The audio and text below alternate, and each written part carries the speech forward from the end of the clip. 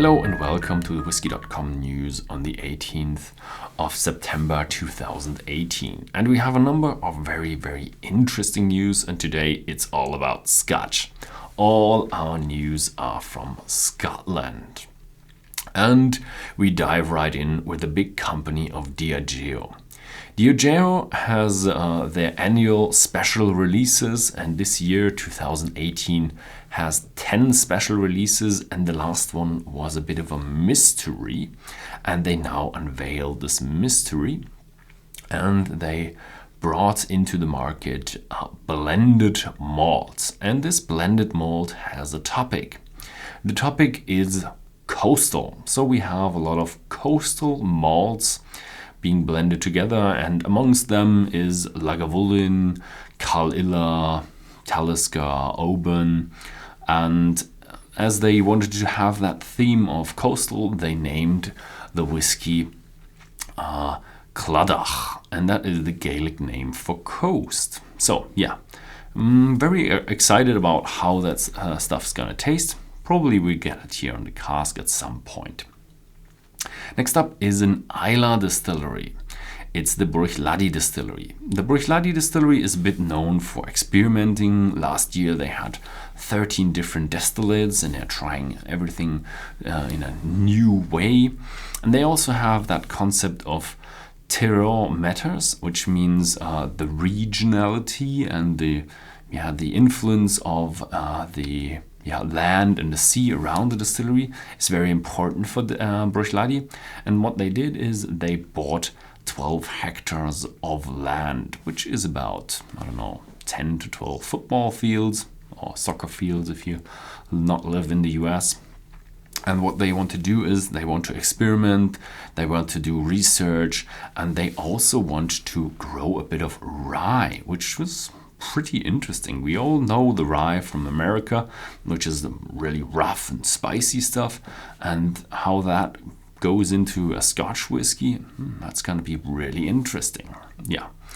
Then we have another big change at Glenrothes.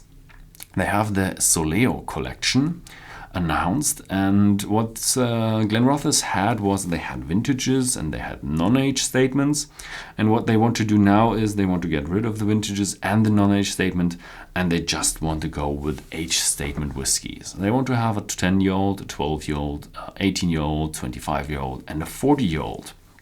Also, sherry is gonna be the core of the range, and in Germany at least, at the end of the week, they're gonna go in sale. I'm not sure how that's working out internationally, but it's gonna be pretty much similar to that. Then we have Tomatin in the news, as they are releasing 2 new Bòcan vintage limited editions.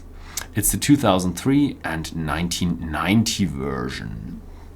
Yeah, they are both limited to around 1,500 bottles. They are a bit more stronger than the usual whiskies. One is 46% ABV, the other is 53.9% ABV. So if you see one on the shelf, you might want to buy one because they usually tend to be really good. Yeah. Then we have Balvenie. They are still celebrating their 25th anniversary of the Balvenie Double Wood, one of their iconic bottles.